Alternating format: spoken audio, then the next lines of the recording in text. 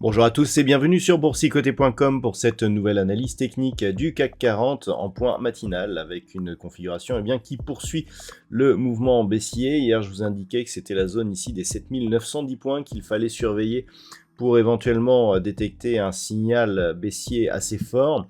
On est venu ouvrir sur un niveau très proche de cette zone, puisqu'on a ouvert ce matin à 7914,85 sur gap baissier, encore une fois, mais pour l'instant, on rebondit. Alors, c'était assez prévisible, puisque cette zone ici technique, elle est majeure, donc on s'imaginait mal franchir celle-ci d'une manière directe, mais l'enjeu du jour sera de savoir si on parvient soit à repasser au-dessus de cette zone des 7975 points, ce qui nous donnerait un peu d'air, ou si on franchit cette zone. Et effectivement, là, les signaux baissiers seraient un peu plus dynamiques. Au niveau des indicateurs techniques, on est sur une dynamique ici qui semble vouloir rebondir. Les histogrammes du MACD sont sur une évolution assez neutre, par rapport ici à la phase de baisse que nous avions auparavant. Le RSI est rentré ici en zone de survente, mais tente de ressortir. On a eu ici une phase de surchauffe.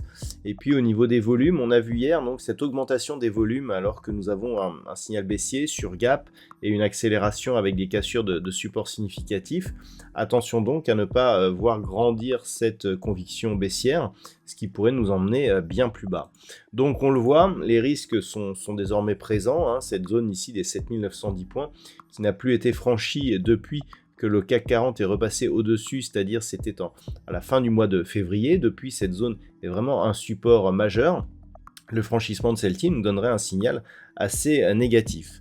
Au niveau des valeurs, donc on est au moment où je vous parle en légère hausse, le CAC 40 gagne 0,27% par rapport à la clôture d'hier, et donc c'est ArcelorMittal qui est dans le haut du classement avec un gain de 1,95%, Airbus gagne 1,5%, derrière Renault, Stellantis ou Vinci sont sur des hausses entre 1 et 1,2%.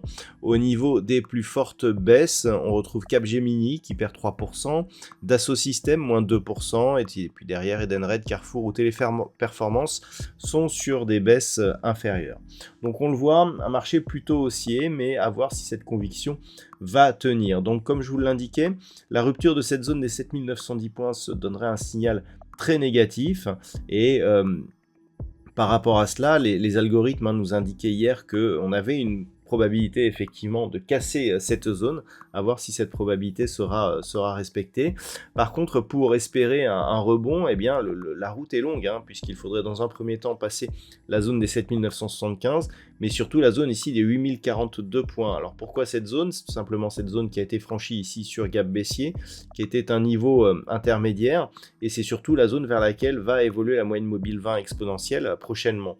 Donc on peut dire que tant que l'on est sous cette zone des 8042 points, on est dans une dynamique qui reste baissière. Il faudrait vraiment casser cette zone de manière significative pour commencer à avoir des signaux. Pour commencer, oui, puisque c'est seulement au-dessus de ce point haut significatif, donc sur un franchissement de la zone des 8145 points, que l'on pourrait commencer à avoir des signaux de retournement de la tendance court terme. Donc autant dire que la route est longue et que pour l'instant, la dynamique, malgré le rebond que nous observons ce matin, reste baissière. Voilà donc ce que l'on peut dire sur cette analyse d'un point de vue technique pour ce matin.